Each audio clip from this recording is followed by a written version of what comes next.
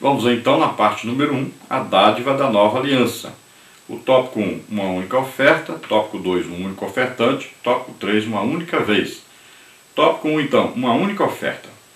O Antigo Testamento põe em destaque as centenas de sacrifícios que eram realizados ano após ano no culto judaico. A quantidade de animais mortos nessas celebrações impressionava. Especialistas em cultura judaica e na língua hebraica afirmam que houve situações nas quais os filhos de Arão se gabavam de ficar cobertos de sangue sacrificial até os tornozelos. Em História dos Hebreus, o livro aí editado pela CPAD, o livro Guerras Judaicas, o historiador Flávio José fala em centenas de milhares desses sacrifícios. Para o autor de Hebreus, esses sacrifícios não passavam de uma sombra da qual Cristo era a realidade. Hebreus 10:1. Cristo, com uma única oferta, realizou a obra da redenção. Hebreus 10:14. Eu acho melhor nós darmos como referência a Bíblia. Naquele tempo tinha milhares e milhares de sacrifícios oferecidos ali no tabernáculo. Vamos dar o exemplo, por exemplo, aí, do que ofereceu mais, né? Salomão. Em 2º livro de Crônicas, capítulo 7, versículo 5, está escrito: E o rei Salomão ofereceu sacrifícios de bois, 22.000, e de ovelhas, 120.000. E o rei e todo o povo consagraram a casa de Deus. Então imagine aí a quantidade de sangue derramado ali. Os sacerdotes tinham que matar cada um desses animais, tirar o sangue. Imagine a roupa toda suja de sangue. Imagine o fedor, ali a caatinga, aquele sangue, por todo lado sendo derramado. Imagine o trabalhão que deu. Então tudo aquilo ali significando o fedor, significando o mau cheiro diante de Deus do pecado do ser humano. Então os sacerdotes chegavam a dizer que o sangue dava nas canelas. Imagine, era tanto sangue que ficava ali como se fosse um mar de sangue, um lago de sangue ali dentro da área do tabernáculo. E tudo isso não foi suficiente para purificar, para lavar, para tirar os pecados daquele povo. Porque na verdade os sacrifícios eram feitos, mas o coração deles não estava sendo transformado. Eles continuavam na prática do pecado, não se arrependiam, não havia um novo nascimento, uma nova atitude, um arrependimento sincero. Então faziam sacrifício tentando cobrir então os seus pecados diante de Deus. Mas o coração estava longe de Deus. Mas nova aliança nós vamos ver que é diferente. Quando a pessoa aceita Jesus como Senhor e Salvador, então ela se arrepende dos seus pecados, é perdoada por todos os seus pecados, é salva e tem um novo nascimento. Seu coração é purificado, sua consciência é purificada. Ela começa uma vida nova, pode ver que há uma transformação de vida. As coisas velhas passam, tudo se faz novo. A pessoa começa uma vida nova com Deus. Então há realmente uma transformação interior que vai aparecer do lado de fora.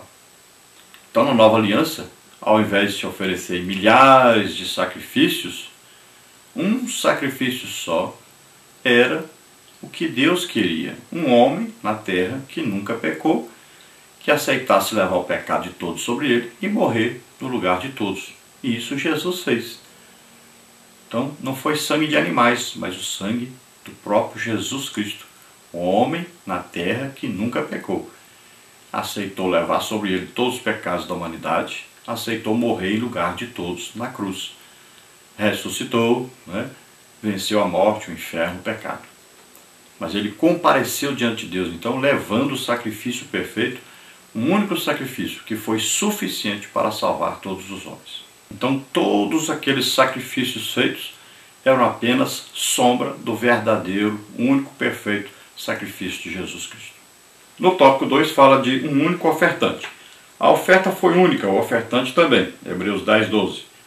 Aqui, como já havia feito anteriormente, o autor destaca o ofício de Cristo como sacerdote e rei. Este é o diferencial entre o sistema sacerdotal do leviticalismo e do cristianismo. A semelhança de Melquisedeque, Cristo não apenas oficia como sacerdote, mas também governa como rei. Depois de fazer a purificação do pecado com seu próprio sangue, ele agora, como rei, assentou-se à direita de Deus. Hebreus 1:3.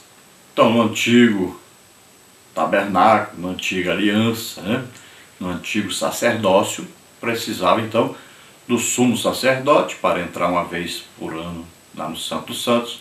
Precisava de muitos sacerdotes para oferecerem ali ofertas a Deus todo dia, manter acesas as lâmpadas, assoprar ali, tirar a cinza das brasas e oferecer o incenso. Havia lá aqueles que matavam os animais lá no holocausto, no altar de holocausto, ao altar de sacrifício lá fora.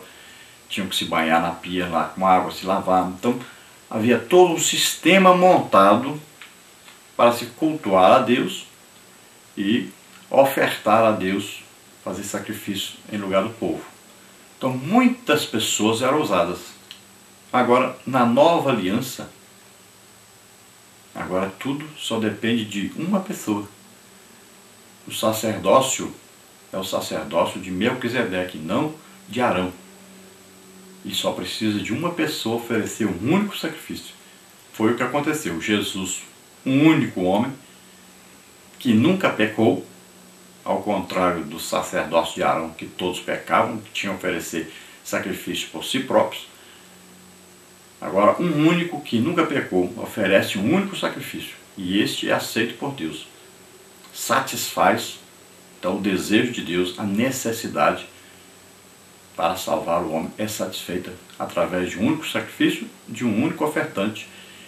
E esse ofertante não era apenas o sacerdote, como Arão era e seus descendentes. Mas Jesus, segundo a ordem de Melquisedeque, ele é além de sacerdote, de sumo sacerdote, ele é também rei. Então olha só, Arão nunca fez um sacrifício e foi se assentar à direita de Deus, nunca nem subiu lá para o céu para se encontrar com Deus e estar à direita dele. Já Jesus não, Jesus fez o sacrifício e como sumo sacerdote ele ofereceu esse sacrifício diante de Deus no céu e assentou-se à direita de Deus, à destra de Deus. Então é superior e não tem nem como imaginar a superioridade em relação a esse sacerdócio de Arão e sacrifício feito por Arão e os seus descendentes, toda aquela turma que estava ali oferecendo. Tópico 3, uma única vez. Uma única oferta feita uma única vez por um único sumo sacerdote. Hebreus 10:10. Um dos pontos mais destacados na epístola pelo autor de Hebreus foi o caráter único do sacrifício de Cristo. Enquanto os sacrifícios da antiga aliança necessitavam ser frequentemente repetidos, o sacrifício de Cristo foi feito uma única vez em favor de todos os homens. Esse fato demonstra inequivocamente que, por um lado, os sacrifícios de animais eram imperfeitos e jamais poderiam aperfeiçoar alguém, e que, por outro lado, deixa claro que somente o sangue de Cristo pode satisfazer a justiça de Deus. É uma única oferta. Jesus oferece o seu próprio sangue. Um único ofertante é Jesus Cristo, o homem perfeito, nunca pecou. Um único sacrifício, sacrifício de si mesmo, não é de animais, é dele próprio. E feito o sacrifício uma vez só. Esse sacrifício é a perfeição.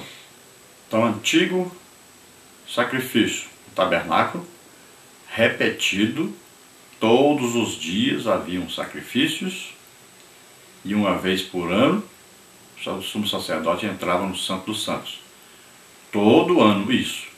Ali se lembrava dos pecados do povo, todo ano. Então nós vamos ver, no sacerdócio de Cristo, é feito um único sacrifício que é suficiente.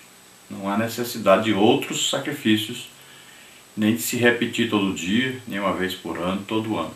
Então é um único sacrifício que é feito, e é perfeito, e é aceito por Deus. Aqui o autor aos Hebreus mostra que sacrifício de animais, sangue de animais, não poderiam purificar o povo dos seus pecados. todos os animais da terra, se fossem oferecidos, não seriam suficientes para apagarem todos os pecados dos homens. Porque o coração desses homens não era transformado. Porque eles não se arrependiam, não eram mudados. Eles continuavam pecando, repetindo os mesmos pecados. Todo ano os mesmos pecados tinham que ser perdoados. Porque eles não tinham uma mudança de vida, não tinham uma mudança de atitude. Não havia uma transformação interna, era só externa. Já faziam pensando em pecar depois. Então Jesus vem para oferecer-se a si mesmo, fazia um único sacrifício perfeito, um único, só um, de uma vez por todas, e nesse sacrifício ele envia a nós o Espírito Santo e provoca em nós uma nova vida e uma nova atitude, um novo coração, nova mente, nova consciência. Então há uma legítima mudança. A pessoa se arrepende e não quer mais pecar, não deseja mais viver na prática do pecado. Então o juízo de Deus que estava sobre o pecado, esse juízo ficou satisfeito. Então a justiça de Deus foi aplicada. Houve um sacrifício por causa do pecado. Foi aplicada sobre Jesus. Então veja só que a justiça de Deus foi satisfeita. Jesus levou sobre ele nossos pecados, enfermidades, doenças, tudo que havia de mal no homem, Jesus levou sobre ele.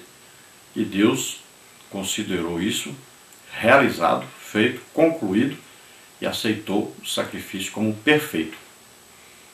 Assim houve perdão de pecados, total esquecimento dos pecados, quando a pessoa aceitou Jesus como Senhor e Salvador. Na parte 2 nós temos aí os privilégios da nova aliança. Tópico 1, regeneração. Tópico 2, adoração. Tópico 3, comunhão. Tópico 1 então, regeneração. No capítulo 8 o autor já havia contrastado a antiga aliança com a nova, levando em conta o seu aspecto cerimonial e ritual. Os inúmeros sacrifícios e rituais jamais puderam produzir mudança interna. A santificação no antigo pacto se dava mais no aspecto cerimonial. Todavia, a grandeza da nova aliança está na mudança interna que ela produz, isto é, no coração, Hebreus 10:16. O apóstolo Paulo disse o mesmo com outras palavras, como está em Romanos 2:29.